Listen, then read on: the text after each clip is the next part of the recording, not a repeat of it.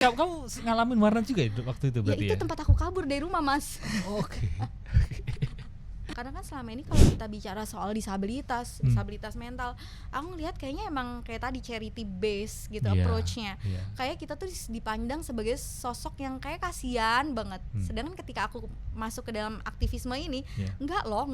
Kita bukan kasihan karena kita yang harus merubah persepsi itu. Kalau mengubah stigma itu kan. Betul. Yang tadinya kita dianggap sebagai kayak ya ampun, lihat deh, kayak ibaratnya kayak sarana bersyukur orang lain. Lihat deh, Pak, aku pengen jadi seniman. Gak ada satupun di keluarga saya yang boleh jadi seniman.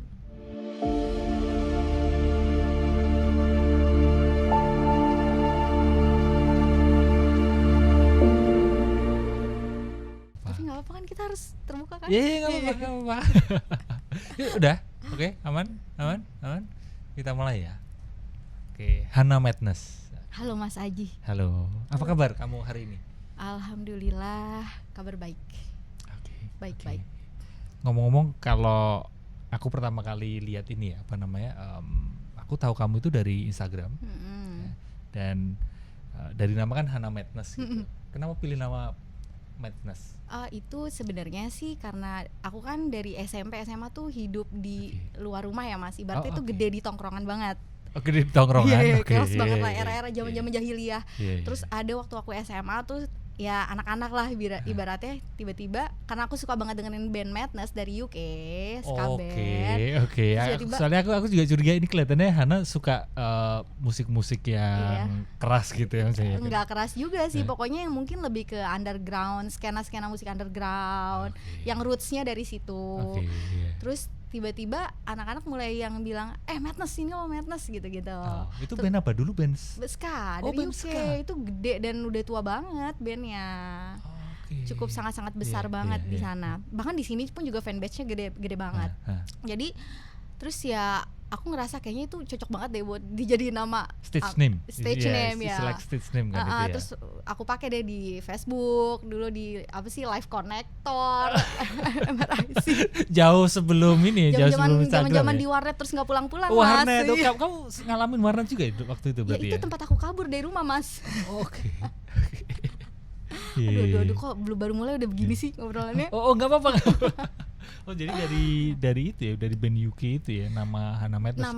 Nama Hana Madness-nya dari situ. Ya, padahal nama asli Hana Alfiki. Oke. Nah, kalau fokus kan correct me if I'm wrong ya, maksudnya bener nggak kamu berarti fokus di seni ya? Iya, aku fokus di seni karena sebenarnya aku kan lulus itu nggak langsung kuliah, jeda dulu sebulan sempat kayak kerja di store gitu. Terus karena emang jiwa-jiwa kayak mencari jati diri gitu masih kental banget, sampai akhirnya tahun 2011 aku masuk Al-Azhar ngambil advertising.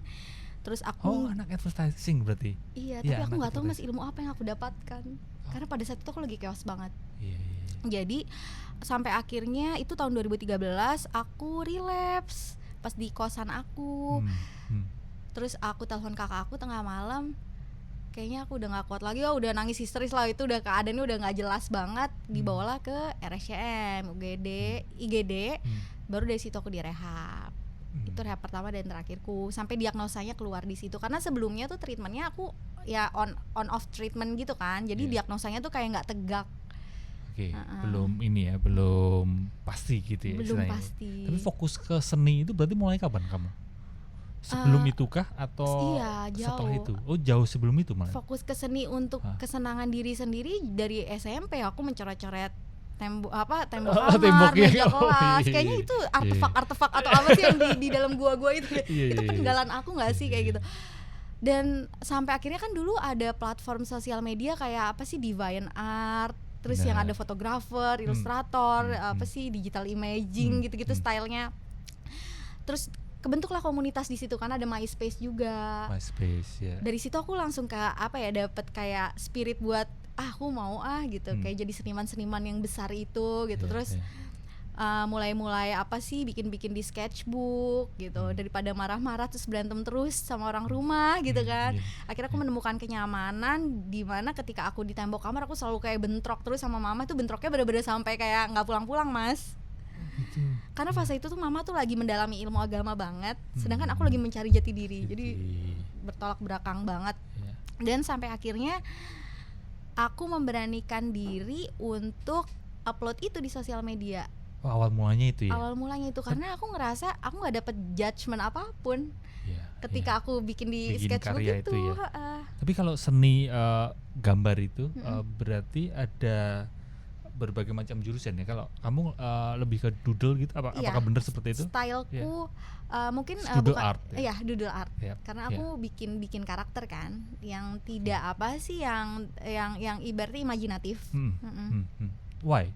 Kenapa memilih doodle art padahal ada berbagai macam jurusan? Karena kalau bisa aku bilang aku tidak memiliki kemampuan untuk gambar realis. Jadi aku mencoba untuk menumpahkan semua keresahanku, kemarahanku, rasa depresiku, kegembiraan yang aku punya, euforia yang aku punya. Dan aku nggak tahu itu apa, aku waktu itu belum bisa membahasakannya. Namanya maksudnya masih SMP Mas, masih pencarian jati diri, masih kayak apa-apa kayak gue harus didengerin kayak gitu kan. Yaudahlah jadilah ke sketchbook itu. Doodle art itu. Betul, dan ternyata emang ada stylenya, genre-nya tuh doodle art dan aku sekarang menikmati itu. Dan sampai sekarang masih setia di doodle art itu. Jadi identitas bahkan. Masih ingat nggak kamu karya pertama doodle artmu itu apa gitu? Kayaknya atau di tembok itu tadi? Di tembok iya itu pasti. Tapi kalau di sketchbook aku masih nyimpen sampai sekarang karena pakai pensil terus aku outline tebel pakai kan, spidol. Bukan digital berarti? Karya pertamamu? Karya pertama enggak Mas, maksudnya kan dulu kayak komputer tuh dibatasin banget. Jadi dan aku tuh dulu Photoshop. Jadi abis itu aku scan, aku Photoshopin. Baru aku di scan dulu jadi dari manual lalu betul coloring semua retouchingnya tuh di Photoshop, baru aku upload ke sosial media. Dan karya pertama itu masih kamu simpen, karya yang bukan digital itu? Masih apa itu ada. Boleh kamu ceritain? Kayak full of characters aja sih dalam satu kertas, kayak apa sih sketchbook gitu. Itu kayak ada emosi, berbagai emosi marah, terus ada kayak quote-quote yang bubble-bubble yang keluar gitu, rasa marahku, terus kayak agak dark gitu lah quote-quote-nya. Kayak karakter-karakter emosi itu aku jadi inget Inside apa? Inside Out. Semacam itu ya karakter-karakternya. Gitu. Ada karakter marah, ada karakter sedih gitu ya. Betul banget. Tapi mostly ya waktu itu cuma kayak black and white, senang atau sedih banget. Belum bisa memetakan ke beragam emosi yang lain betul. ya. Kali dari sepanjang kamu bikin karya doodle art, pasti ada satu karya yang kamu rasa ini project yang mahal banget gitu. Maksudnya sampai portfolio aku selama aku berkesenian sampai sejauh ini. Oh iya, maksudnya mungkin nggak secara nominal tapi value yang aku bentuk atau ciptakan dengan kelompok-kelompok tertindas atau minoritas gitu. Itu sih Mas. Jadi kadang somehow tuh karya aku nggak melulu soal kayak doodle art yang bentuknya colorful, tapi ada misalnya satu project yang kayak aku bikin instalasi gitu sama komunitas di kota dengan tingkat bunuh diri tertinggi di UK. Kita bikin instalasi bareng dan mereka gambar di atas apa sih kayak polyfoam gitu. Polyfoam tuh kayak styrofoam tapi bukan styrofoam ya. Itu aku karena itu kan ya. itu bukan ranahku, tapi aku pengen belajar maksudnya polyfoam gitu. Polyfoam kayak namanya. Bukan dia kayak busa gitu. Tapi bukan busa kanvas. tebal. Bukan. Busa tebal namanya polyfoam. Bukan kayak styrofoam lah. Itu aku bentuk kayak karakterku besar-besar. Terus aku minta mereka untuk ngelukis gambar dan tulis apapun yang mereka mau di atas itu. Tentang proses penyembuhan mereka, karena kan itu sebenarnya institusi namanya CGL yang fokus untuk orang-orang ketergantungan narkoba dan alkohol. Dan itu ketergantungan narkoba dan alkohol. Jadi banyak yang hepatitis C dan HIV positif. Terus mereka tuh dengan kondisi yang beragam, yang masih sangat-sangat bau alkohol luar biasa. Jadi aku menemukan narasi yang luar biasa. Bahkan ada satu partisipan yang waktu itu kita bikin workshop di situ. Aku residensi ya 2 minggu aku di sana. Aku ngobrol sama dia. Ternyata dia nggak mau gambar bareng aku, dia mau bawa pulang ke rumahnya. Terus 3 hari kemudian dia datang lagi, dia nangis banget. Kenapa nangis? Dia bentuk hati, dia bikin gambar sendiri polyfoamnya itu karena pacarnya dia baru bunuh diri 5 hari sebelum aku tiba di situ. Jadi which is 2 hari lah. 2 hari. Jadi aku ada narasi yang kuat di balik penciptaan kolaboratif artworks itu. Berapa peserta itu waktu kamu di sana itu? Kurang lebih. Pokoknya kliennya itu kan bukan tinggal ya Mas ya. Jadi mereka tuh itu tuh institusi yang gratis disediakan gitu. Jadi pesertanya datang pergi, mereka misalnya dapat obat untuk menghentikan ketergantungan mereka. Terus di situ mereka tuh punya ruang berkesenian. Makanya kenapa aku bikin project itu di situ, karena mereka pakai art juga sebagai approach mereka untuk proses recovery. Ya itu hal yang menarik. Maksudnya aku kepengen tahu gitu, kepengen belajar. Kalau di sana ya di UK itu berarti sudah ada kesadaran bahwa art seni itu bisa membantu proses pemulihan ya. Oh iya dong. Jadi aku dan bahkan ada program itu. Kalau di Indonesia kelihatannya belum terlalu disuarakan kan? Sebenarnya ada, tapi memang tidak jadi masih jadi kayak selingan, kayak snacking time-nya gitu aja sih. Jadi aku tuh mulai tertarik dengan isu art and activism, seni dan aktivisme itu ketika aku 2016 aku jadi delegasi dari British Council. Itu pertama kali aku ke UK. Itu art and activism itu ya. Iya, jadi aku hubungannya itu ya, temanya itu ya. Sebuah festival namanya Unlimited Festival. Unlimited Festival. Iya. Festival seni dan terbesar di UK untuk orang-orang dengan disabilitas. Jadi fundingnya tuh gede banget Mas. Dari Dewan Keseniannya di Inggris sana. Aku datang dari delegasi di sana. Sampai akhirnya aku punya kesempatan buat 5 kali nginjekin UK karena hubungannya itu terus berlanjut sampai sekarang. Aku bikin project, terus aku bikin film yang In Chains, yang film di pemasungan itu di Cianjur. Nah dari situ aku punya koneksi yang luas banget sama produser dari si festival tersebut sampai akhirnya aku bisa terlibat di festival yang besar juga di Liverpool. Jadi tuh kayak sebuah ekosistem yang besar banget dan berkelanjutan ya, maksudnya nggak cuma sebatas pop up. Iya kan, karena sebagian proyek semacam itu di charity sini, base, ya? Itu kan kayak nggak proyek kasihan. Iya dan nggak berkelanjutan gitu. Proyek kasihan di sini. Kalau di sana kan mungkin kayak dipikirin tiap bulan bahkan ada 2 tahun sekali sih kalau itu. Jadi Mas fokusnya dan adalah tapi dijaga gitu kan, sustainability-nya gitu. Betul. Jadi bener-bener karya-karya seniman profesional yang kamu tuh teatrikal, kamu bikin karya-karya yang provokatif, itu yang dicari. Dan mereka buka funding gede-gedean. Jadi se-concern itu mereka dong, Mas. Ya. Jadi bahkan aku tuh amaze-nya adalah, jadi fokusnya adalah kenapa mereka bilang disabled people. Mereka bangga akan identitas disabilitas mereka. Dan disabilitas itu kan payungnya banyak, ada banyak payung ya. Maksudnya ada banyak memayungi banyak hal, termasuk mental health. Karena kan ada orang-orang dengan disabilitas mental. Contohnya aku mengidentifikasi diriku sebagai seorang dengan disabilitas mental. Karena ternyata ketika kita punya kesadaran akan identitas tersebut, kita punya kebanggaan. Kita tahu kalau kita tuh punya hak dan kewajiban yang harus dipenuhi. Contohnya misalnya aku punya hak untuk bisa mendapatkan kesempatan yang setara. Aku berhak untuk bersuara kayak gini. Aku berhak untuk mendapatkan stigma dan diskriminasi atas pengobatan yang aku jalani. Aku berhak menjadi diriku sendiri. Itu banyak banget hal. Dan ketika aku masuk ke ekosistem arts and disability activism ini, wah itu kayak apa sih, kayak membuka mata dapat aku. Ruang ya kamu untuk berekspresi di situ ya. Ternyata ini yang selama ini aku cari nih, aktivisme seperti ini. Dimana kita diizinkan kok untuk marah sebagai seseorang dengan disabilitas yang kita nggak punya akses terhadap kesehatan, kita nggak. Ya mungkin lebih gampangnya gini ya, kalau mental health kan itu abstrak, mungkin lebih tidak terlihat ya Mas ya. Kita bisa secara fisik baik-baik saja kayak gini. Cuma gimana misalnya teman-teman tuli dia mau berdaya, ketika aksesnya nggak ada, misalnya kayak kayak captionnya nggak ada, mereka otomatis nggak bisa mengakses konten-konten di sosial media informasi tersebut seperti kita orang dengan non disabilitas, let's say. Jadi aku merasa wah ini keren banget sih, dan mereka itu udah bukan project lagi Mas, bahkan kayak di rumah sakit, kayak di instalasi eating disorder, mereka punya children hospital. Terus bahkan kayak waktu terakhir aku ke Amerika kemarin itu pas aku hamil 5 bulan, bahkan di tempat rehabilitasinya tuh mereka punya ruang berkesenian. Di ibaratnya kayak mereka bilang itu penjara anak-anak, mereka punya ruang berkesenian, mereka diberdayakan sih. Iya, kesadaran berkesenian dihubungkan dengan pemulihan itu ternyata di sana lebih ini. Dan sehingga ketika ada art di situ lebih bisa masuk gitu, lebih fluid ya, lebih fleksibel juga gitu. Betul, ya. Mas. Ya. Karena kan selama ini kalau kita bicara soal disabilitas mental, aku ngelihat kayaknya emang kayak tadi charity base gitu approach-nya. Kayak kita tuh dipandang sebagai sosok yang kayak kasihan banget. Sedangkan ketika aku masuk ke dalam aktivisme ini, enggak loh. Kita bukan kasihan karena kita yang harus merubah persepsi itu. Kalau mengubah stigma itu kan. Betul. Yang tadinya kita dianggap sebagai kayak ya ampun, lihat deh, kayak ibaratnya kayak sarana bersyukur orang lain, lihat deh dia kakinya cuma satu, kita bersyukur ya punya 2 kaki. Iya, itu kan aku agak mengernyitkan dahi itu ketika ada konten-konten seperti itu gitu kayak merasa bersyukur karena kondisi orang lain gitu kan.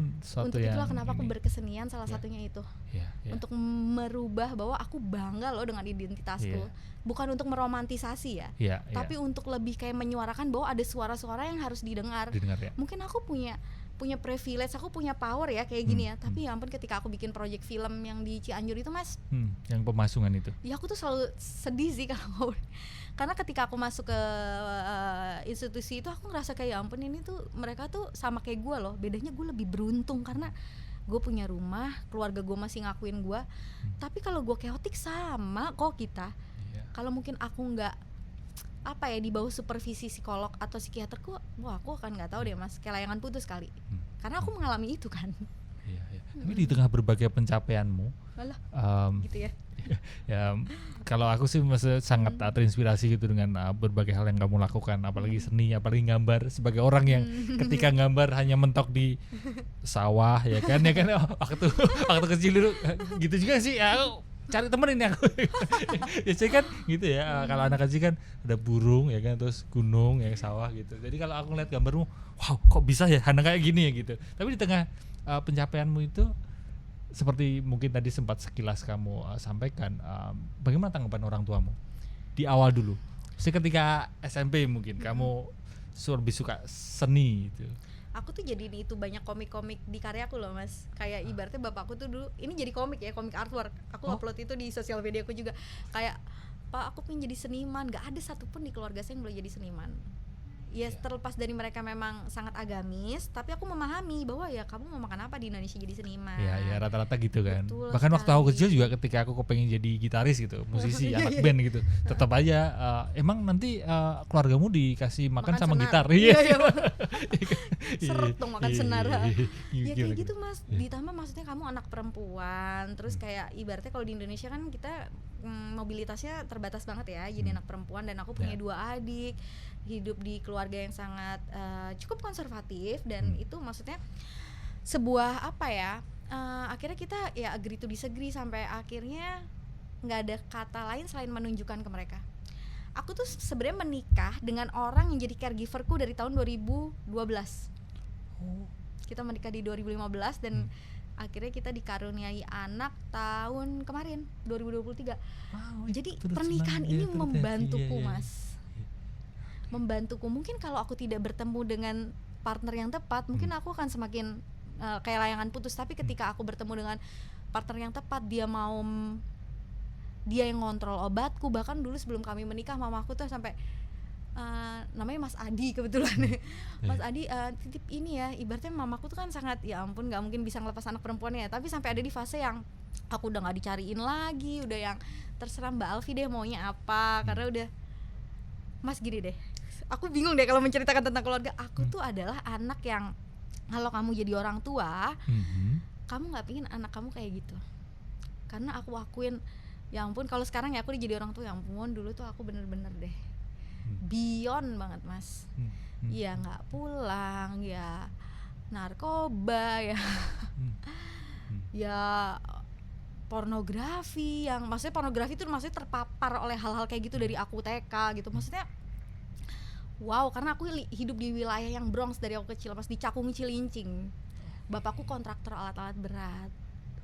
Jadi aku ibaratnya masa kecilku tidak mudah. Terus ditambah ketika aku SMP, mama bapakku mendalami ilmu agama yang wow gitu. Kamu harus ini sholat tepat waktu, sholat sunnah harus wajib. Apa nih di saat dimana aku masih mencari jati diri, lagi nakal-nakalnya gitu. Dan pada saat itu ketika aku bilang, "Ma, aku mau mati, aku nggak kuat," aku nggak tahu apa yang aku rasakan pada saat itu. Akhirnya aku mendapatkan penolakan dong, Mas.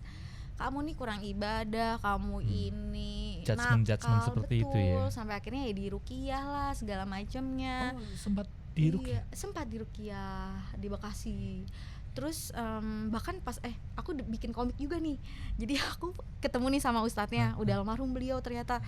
Terus dia bilang gini, "Dek, kalau saya bingung sih sama kasus kamu, tapi kalau saya jadi kamu, sepertinya kamu butuh pendampingan psikiater." Ya ampun, dia punya empati yang segitu tingginya seorang ustadz. Aku tetap diruqyah, tapi itu cukup membuka mataku sih akan dunia mental health itu tadi, Mas. Itu di masa-masa pikiranmu Tabu begitu banget, bising banget ya, maksudnya pikiranmu begitu bising. Nangis doang deh pokoknya, nangis dan histeris kayak ibaratnya kalau bapakku bilang tuh lu kayak wong edan arek iki. Iya. Tapi kondisi orang-orang di sekitarmu seperti apa? Ya kakakku tuh sampai pernah aku tuh support relapse, system Mas. lah, istilahnya support system. Nggak ada. Makanya aku kabur-kaburan, terus kenal dengan substance, kenal SMP loh itu. Aku nggak pulang berhari-hari, terus kayak ke sekolah mamaku nyariin, mohon di kakiku di hadapan kepala sekolah. Terus bapakku tuh nyamperin aku di rumah temen cowokku. Ya Allah, ini beneran gak sih cerita kayak gini tuh, aku suka masih nyamperin aku di rumah temen cowokku untuk minta aku balik, terus aku maki-maki, ada ojek pangkalan, aku nggak mau pulang, aku benci, udah sekeotik tuh, Mas. Terus yang kayak menyakiti diri sendiri, terus aku mau mati, aku nggak kuat. Pada masa saat itu literasi mental health minim, anak gue kenapa nih? Padahal mungkin itu adalah akumulasi dari kekerasan, pelecehan yang aku dapatkan dari kecil, tapi aku nggak tahu bentuknya ternyata akan jadi seperti ini, dan itu meledak ketika aku SMP. Dan di bawah ruqyah itu untungnya Pak Ustadznya ini ya punya pemahaman terkait meskipun sebenarnya itu tidak merubah apapun sih pada saat itu. Karena tetap ya tabu, Mas, nggak ada. Ini apa mental health, orang kamu baik-baik aja, ngomong apa sih kamu gitu. Terus karena kondisi mental kan nggak kelihatan gitu ya. Betul, absurd lah ibaratnya. Tapi kok anakku kayak gini, kayak orang kesurupan terus, ngamuk-ngamuk, kok bentur-benturin kepala terus, sampai akhirnya berkesenian pun masih dapat. Ya maksudnya apa sih nyablon baju terus jualan sama buat teman-teman sekolah, ya maksudnya apa sih gitu lah. Tapi waktu itu kan disaranin sama Pak Ustadznya ke psikolog atau psikiater gitu ya. Tapi orang tua belum ada BPJS pada saat itu. Ya mahal banget, Mas. Sampai akhirnya itu pas tahun 2013 itu aku berkesenian terus ya, Mas.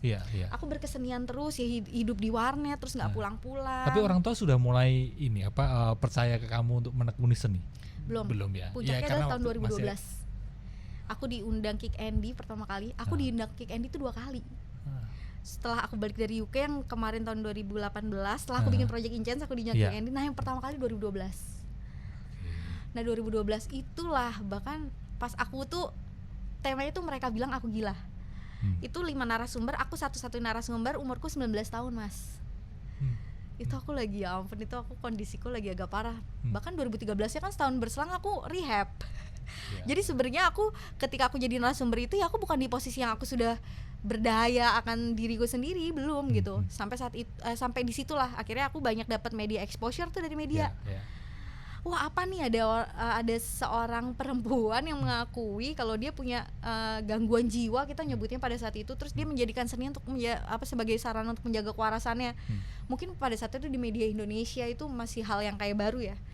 Jadi pada saat itu ya itu cukup dapat exposure gede banget. Dan barulah orang tuamu, oh ini anakku memang beneran di dunia seni ya kelihatannya gitu ya. Pada saat itu masih malu, Mas, sama keluarga besar, malu banget. Ini sampai bapak dipanggil nih sama Pak D di kantor, karena kan satu kantor. Kamu tatoan kayak gini-gini, wah bapak sedih banget. Oh, drama dia masuk kayak, Mas. Padahal aku tuh udah masuk TV loh ibaratnya gitu untuk maksudnya, dan acaranya tuh bukan acara gosip, maksudnya aku tuh membawa tapi bapak malu gitu maksudnya. Dari dirimu sendiri kamu udah malu. Merasa bahwa aku malu, Mas. Oh malu, tapi menyikapi seninya, maksudnya kamu udah merasa bahwa art is my right way gitu. Iya, benar. Pada saat itu aku merasa itu, aku tuh bersyukurnya dari aku kecil tuh aku punya awareness yang tinggi. Aku tuh nggak baik-baik aja, tapi aku tuh orang sekitar aku denial. Aku tuh punya apa sih kayak, mah aku harus ini Allah gitu. Nah sampai akhirnya ketika Aku lupa lagi aku mau ngomong apa. Kan bener kan? Oke, nggak apa-apa. Aku tau nggak? Aku tuh berusaha keras loh tadi. Han, please deh, ayo balik. Maaf ya, maaf. Nggak apa-apa. Aku yang akan berusaha menjaga untuk ini. Ya, it's okay. Tadi kita ngomong apa sih, Mas? Terkait kamu juga malu ketika kamu udah diekspos sama media dan sebagainya. Kamu orang tuamu juga masih denial. Masih denial. Sampai akhirnya aku dapat message di email dan FB. Oh iya. Dari puluhan orang yang bilang kalau Han, thank you banget for speaking up, bla bla bla. Disitulah kamu merasa. Betul. Bahkan ada kasus pemasungan, nenekku tuh dulu sampai meninggal di kamarnya dia karena dia dipasung sama bokap nyokap aku. Wah, udah deh. Dari situlah aku kayak ngerasa kayak kepantik nih kayaknya. Ya, karena butuh keberanian kan, Han. Maksudnya kayak untuk speak up terkait dengan mental health, bahkan kamu speak up terkait kondisi kesehatan mentalmu gitu. Banget Mas, aku malu banget. Sampai akhirnya ketika. Tapi apa yang mendorongmu untuk ngomong itu? Di satu sisi kamu merasa malu, tapi ada respon. Kemarahan. Aku nggak tahu lagi ya. Dan ketika aku bersuara, terus ternyata banyak media yang melihat dan itu jadi kayak doping aku ketika akhirnya banyak tawaran datang ya. Oh, setelah itu responnya seperti itu ya? Iya, pameran, aku bikin project. Itu kan karena mungkin media melihat ya. Ya, setelah kamu terbuka aku jadi kenal sama teman-teman jurnalis yang juga dia adalah seorang caregiver dari kakaknya yang seorang pelukis tapi dia skizofrenia dan dia jadi seniman besar juga di Indonesia. Aku jadi terhubung dengan ekosistem tersebut dan itu jadi doping Mas buat aku. Ya, orang-orang yang selama ini merasa takut untuk bersuara gara-gara Hannah Madness bersuara, ya kan? Yes, hopefully seperti itu. Terus mereka juga berani untuk. Iya, harapannya seperti itu dan akhirnya aku menemukan kekuatan itu dari berkesenian ketika orang lain menghargai karya aku dan itu jadi kayak power buat aku. Wow. Oke, ini selanjutnya aku minta tolong diajarin gambar. Jangan ya, dong. Nggak ada segmen aku diajarin gambar ya. Kalau tips buat silakan. Minum ya. Tips buat orang yang nggak bisa gambar kayak aku dan sedikit bisa menggambar itu gimana Han? Maksudnya sebenarnya nggak bisa gambar, Mas jujur deh, aku tuh juga sering banget loh ngerasa nggak bisa gambar. Tapi bisa. Iya kan, tapi bisa. Kalau aku nggak bisa gambar tapi nggak bisa gitu, maksudnya nggak bisa, jelek gambarku. Mungkin stylenya kali harus stylenya. Mungkin yang abstrak. Semakin abstrak kelihatannya bagus kelihatan gambarku. Betul banget. Banyak loh seniman-seniman abstrak yang memang dia tuh karyanya mahal banget karena mereka bermain di narasi. Kadang aku tuh merasa kayak karyaku mungkin banyak orang yang kayak kan eye catching terus kayak ya ampun anak-anak suka. Tapi di balik itu aku bermain dengan narasi. Oh, gitu. Untuk itulah kenapa aku pingin berkarya karena kan biasanya mental health tuh selalu berbau dengan something yang dark, yang kayak ibaratnya yang kayak psychotic homeless, terus orang-orang Mas ya yang rentan akan potensi bunuh diri. Memang itu benar, tapi aku ingin menyuguhkan itu dengan perspektif yang segar aja. Menarik, biar lebih bisa merangkul. Iya, lebih bisa merangkul ya. Tapi kalau literasi kesehatan mental di Indonesia menurutmu kayak apa? Seperti apa kondisinya sekarang ini? Ya minim banget. Tadi aku mau ngomongin soal yang kayak misalnya orang nggak bisa gambar. Iya. Jadi kalau aku sih maksudnya emang masa sekecil apapun itu tetap piece of art loh gitu maksudnya. Bahkan aku selalu bilang kalau lagi ngisi workshop kita tuh lagi kayak dalam ranah ini ya Mas, kita lagi nggak membicarakan tentang hasil melainkan proses ya. Proses kita berkarya, kita jujur sama diri kita sendiri. Jadi ada kalanya aku tuh nggak pede sama karya aku bener-bener buang lagi sketsku pokoknya ada satu karya yang stuck bahkan sampai berbulan-bulan. Jadi ya udah aku ngeliatin, terus aku pindah lagi ke kanvas yang lain karena aku nggak pede. Tapi pada akhirnya it's not about result ya. Betul. Partnerku sih Mas yang dia tuh selalu jadi kayak dia tuh adalah psikiaterku sih kayak dia tuh. Berarti aku selalu kayak jokesnya tuh kayak gitu. Kalau ada 10 orang yang suka dan maksudnya ada 10 orang dan cuma ada 1 orang yang suka karya kamu, itu udah bisa jadi alasan kamu untuk berkarya. Satu gimana tadi? Misalnya ada 10 orang. Tapi dari 10 orang itu cuma ada satu orang yang mengapresiasi. Betul. Gitu. Itu udah berarti jadi karya. Udah bisa jadi alasan untuk kita tetap berkarya. Ya abis ini aku berarti gambar. Iya dong. Terus kita bikin project deh. Gimana? Iya. Tapi kelihatannya kamu aja deh yang gambar. Kita kolaborasi project, tapi kamu aja yang gambar. Kembali ke tadi ya, terkait literasi kesehatan mental. Sekarang menurutmu seperti apa? Karena kan ada orang di sisi yang self diagnose. Iya. Ya kan, tapi di sisi lain ada orang yang apa sih, cemen banget sih, mentalmu kok lemah sih gitu. Ableism kita sebutnya. Ableism itu. Ya. Itu kan dua kuadran atau dua ekstrim yang berbeda. Yang satu terlalu, bisa dikatakan terlalu aware gitu, terlalu berlebihan, self diagnose, tapi yang satu jadi ableism.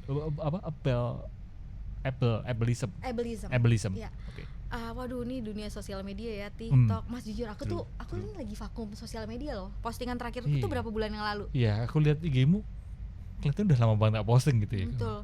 Pertama karena isu di Palestina itu sangat-sangat bikin aku depresi banget. Jadi aku sangat, Tuhan, aku tuh kalau yang berbau kemanusiaan, apalagi aku baru punya anak terus melihat banyak bayi-bayi meninggal, aku nggak bisa sih Mas, maksudnya. Tapi di sisi lain aku punya platform, kayaknya aku harus bersuara, tapi mungkin akan ada waktunya nanti. Dan mungkin kita gak akan bahas itu sekarang. Jadi tadi kita ngomong apa ya Mas? Literasi kesehatan mental yang terbagi menjadi ableism dan yang self diagnose tadi. Sekarang tuh kan lagi deres banget ya alur apa sih, kayak informasi. Kita jadi kayak dibikin males baca sesuatu yang utuh karena ya udah 10 detik 30 detik cepet, akhirnya kita merasa tahu segalanya.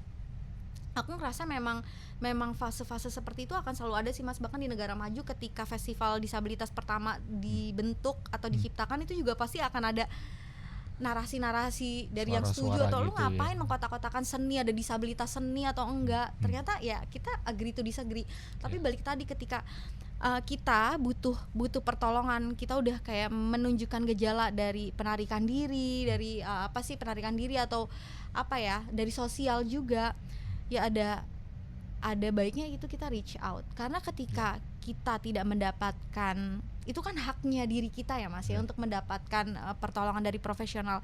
Ketika kita tidak mendapatkan itu dari ahlinya, terus kita ujuk-ujuk mengupload ke sosial media, dikhawatirkan itu akan mendatangkan respon yang justru memperparah kondisi kita. Dikhawatirkan. Jadi lebih bijak lagi. Kalau misalnya kita merasa kok saya depresi, 2 minggu saya nggak nafsu makan, saya nggak mau kerja, saya benci sama diri saya sendiri, tolong bisa ke psikolog atau ke psikiater jika memang dibutuhkan obat-obatan seperti itu. Dan untuk kayak teman-teman yang masih merasa kayak teman-teman dengan teman-teman disabilitas mental itu punya derajat yang lebih rendah dari kalian, sudah saatnya lah kita membuka mata gitu ya, bahwa kesempatan tuh harus terbuka selebar-lebarnya. Makanya sekarang ketika aku punya anak, aku lagi bener-bener riset banget pendidikan inklusi Mas. Ya dong, karena aku pingin mendidik anak yang nanti ketika dia bisa berinteraksi dengan teman tuli, dia bisa berinteraksi dengan teman-teman autis, dia bisa berinteraksi dengan temannya yang mungkin nanti tiba-tiba tantrum di tempat umum. Aku nggak mau tiba-tiba dia, mama dia anak nakal, dia jijik, boleh deh matanya cuma satu. Aku nggak mau kayak gitu Mas. Jadinya eksklusif kan jadinya. Betul, aku pingin dia bisa berbaur dengan semua kalangan, termasuk teman-teman disabilitas. Oke, nah kalau seorang seniman ya menghasilkan karya kan biasanya salah satunya sumber inspirasinya adalah keresahan atau mungkin kamu juga seperti itu ya, kondisi yang mungkin nggak nyaman gitu. Nah sekarang ini bisa dikatakan kondisimu sekarang lebih baik atau membaik dibandingkan dulu?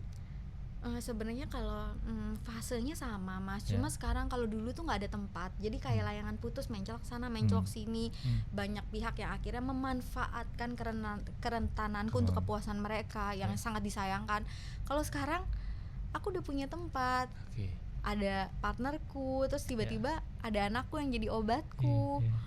Nggak bisa aku pungkiri, tetap Mas, aku sedih bisa sepanjang hari, tapi sekarang aku tahu aku harus ngapain dan aku harus kemana. Sebenarnya itu sih Mas yang kita butuhkan, sense of komunitas, secure itu. juga ya. Betul sekali Mas. Dan itu yang menjadi sumber inspirasimu sekarang ya? Iya. Akan berbeda berarti bentuk karya Hannah Matters dulu dengan sekarang ketika sumber inspirasinya berbeda. Stylenya sama tapi narasinya yang berbeda. Tapi kadang nggak jarang juga aku tetap pakai narasiku yang dulu kok. Karena kan sebenarnya gini loh Mas. Kalau dulu dark, sekarang iya dong, tentu dulu tuh aku lukisan pertamaku tadi Mas nanya. Itu kan lukisan yang pertama tuh yang doodle itu ya. Tapi kalau lukisan pertamaku tuh black and white, judulnya Fallen. Itu tuh black and white. Titisan air mata, tetesan gitu. Tetesan tuh ada orang gantung diri gitu pakai tetesan air mata itu. Itu tuh menafsirkan bahwa dia tuh bisa mati karena bisa mati rasa atau mati apapun itu, dimakan rasa sedihnya sendiri. Betul. Nah, Kalau kamu tahu aku tuh punya karakter namanya apa sih namanya Joyfish. Itu kayak air mata yang ikan-ikan terbang gitu, ikan-ikan Indosiar itulah kalau kata mamaku. Tapi sering muncul ikan Indosiar, aku kepikiran ikan Indosiar. Sering muncul di itu ya, sering muncul di apa namanya? Itu jadi di salah satu signature aku. Ya. Nah itu adalah dari situ transformasinya. Dari kesedihan itu, titik-titik itu. Jadi aku punya satu lagi lukisan besar judulnya Manik Depresif, itu isinya ikan-ikan terbang itu semua yang full apa ya? Ikan Indosiar tadi ya. Yang mereka berwarna-warni dan manic depresif nama karyanya. Karena mereka tersenyum yang happy, euforia gitu. Dan itu kayak dua hal yang bertolak belakang, tapi itu kayak apa ya? Tapi itu tahun berapa? Sekitar tahun berapa? 2012 ya Pak, karena pertama kali aku melukis di kanvas itu ya partner gue ini yang encourage aku luar biasa. Kalau yang beberapa tahun terakhir ini ada karya? Ada, itu bentuknya udah banyak yang commission, terus juga yang untuk pameran, terus tapi tetap Mas dengan sumber inspirasinya hal-hal kecil di sekitarku. Oke. Siapa tahu nanti selaras, maksudnya aku juga baru ini sih. Ada beberapa temanku, Faris Tevi, tau gak sih kamu Faris Tevi Jogja? Aku nggak kenal dia, tapi aku ngefans sama dia Mas. Ya, salah satu artworknya aku ini adopsi, ya. Dia keren banget sih. Kalau kamu share artworkmu di mana? Mostly aku punya website pribadi di hanametes.id. .art.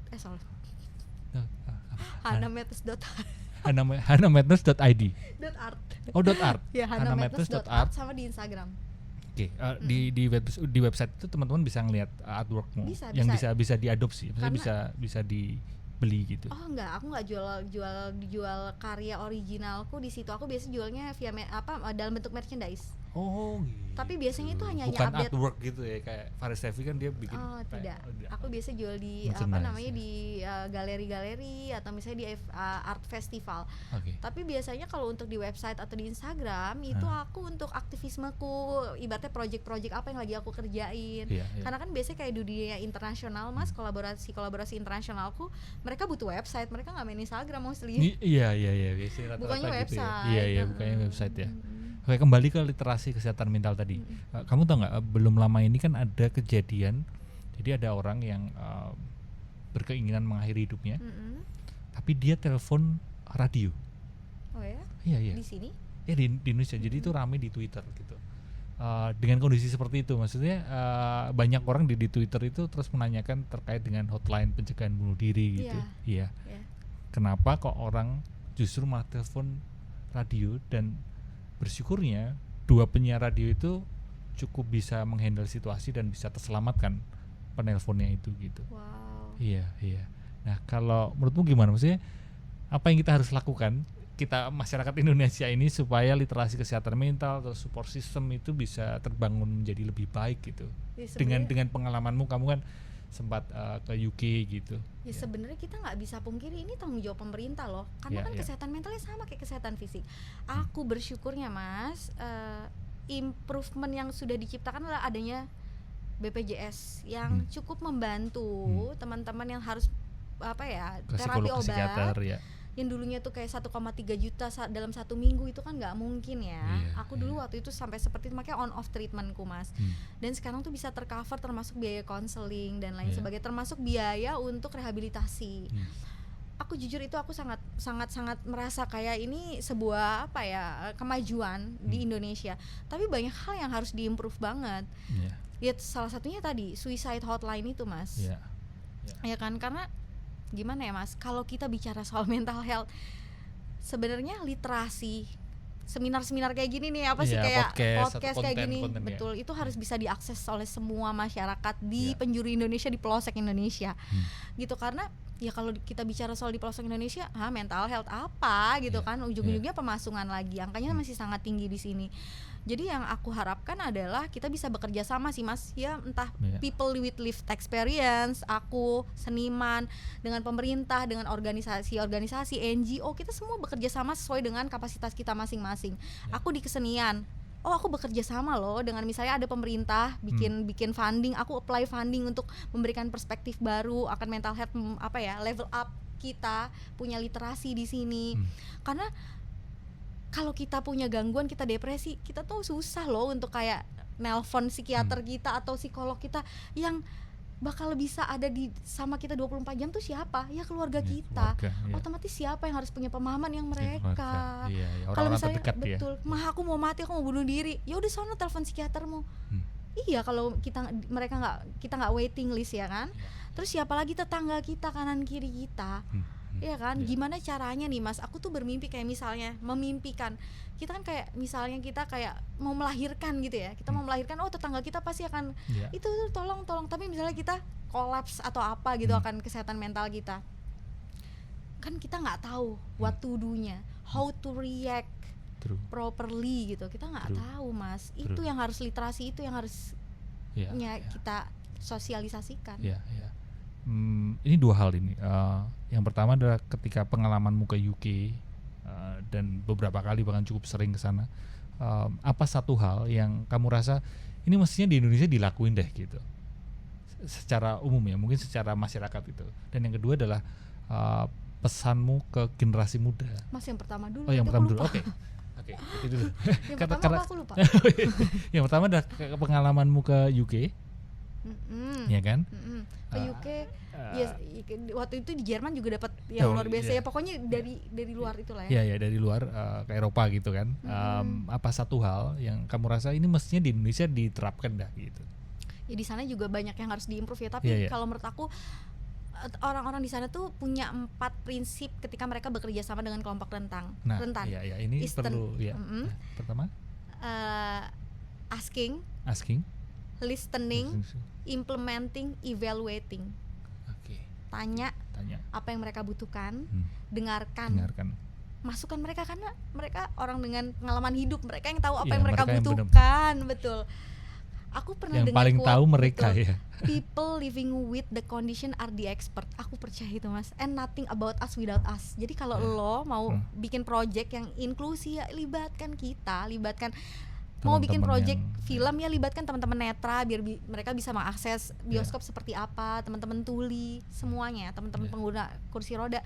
Terus juga tadi implementasikan dan evaluating. Ya, perlu dievaluasi ya. Betul. Cocok atau enggak dan sebagainya. Jadi 4 tadi ya.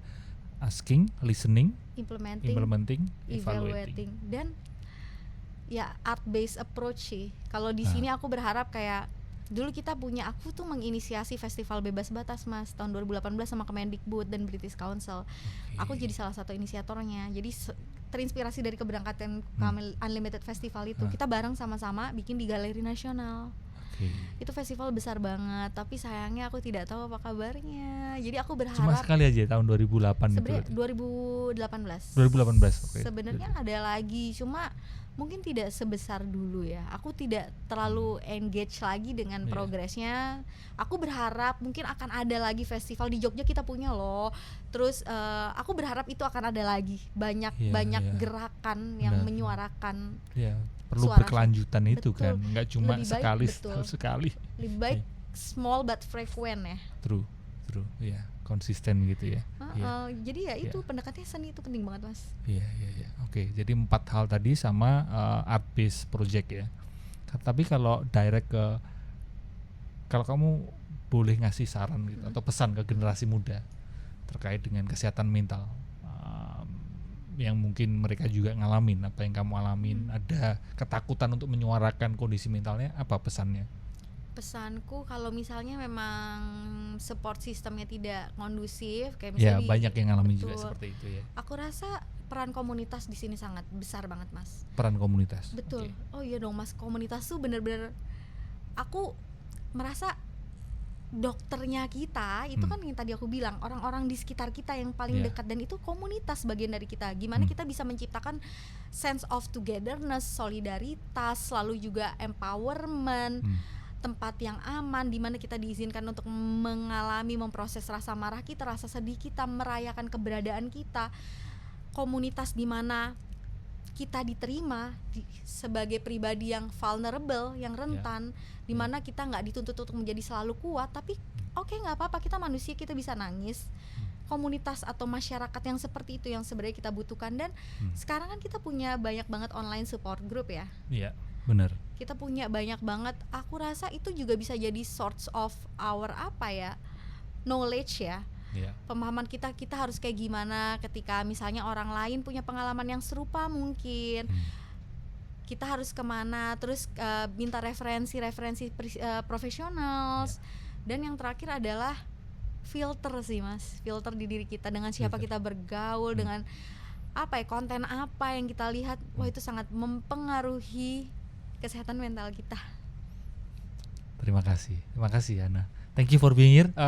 Mungkin ada terakhir yang ingin kamu sampaikan, mungkin next project atau apa dalam waktu dekat atau belum ada rehat, ya? Tapi ini aku lagi menggodok 2 project termasuk dengan UK itu.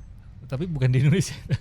Tetap di Indonesia tetap dong, di Indonesia. Mas. Harus di Indonesia. Bagaimana kita membawa yang baik dari UK dan kita improve semuanya.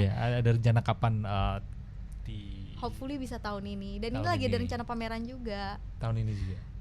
Tahun ini kemarin lagi ada propose project, cuma kan aku butuh, nggak dipungkiri ya, aku butuh budget untuk bisa merealisasikan instalasi. Semoga. Jadi buat teman-teman nanti bisa support Hana Madness ya, setiap kali ada project, ada pameran ya, atau mungkin ada festival lagi, apa tadi bebas batas ya. Semoga.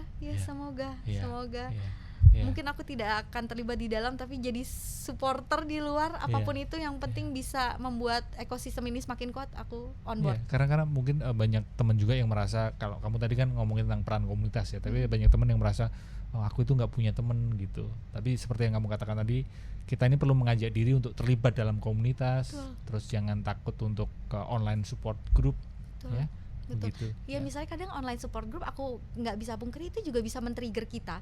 Makanya itu tadi filternya di kita, Mas. Yang terakhir adalah filter ya. Betul. Kita juga perlu menjaga diri kita. Rehat dari sosial media itu penting. Terima kasih Ana. Tapi ini ada satu surat. Jadi setiap akhir segmen itu temen ngobrol di Pulinan Selaras itu mendapat surat dari anonim. Dan ini silahkan dibaca oleh Hana. Ntar nangis nih aku. Enggak kan? Enggak gitu kan ini? Enggak harus, tapi kan ini. Enggak harus, kalau memang nangis, kalau tersenyum ya tersenyum ya. Ini aku baca, aku dibaca buka sekarang. ya. Ini karena pesannya saling menguatkan lah gitu ya. Hai kamu, cuma ingin bilang kamu itu ciptaan Tuhan yang sangat dikasihinya, dijaga bagai biji matanya. Dia melihat setiap tetes air mata yang kamu teteskan, dan dia telah mendengar seruanmu meminta tolong. Help is coming, you just need to be still and biarkan dia menjadi Tuhan. Wow. Kamu yang menulis ini? Bukan. Anonim. Ini aku bawa pulang boleh? Boleh. Aku tempel ya setiap pagi ya. Aku baca.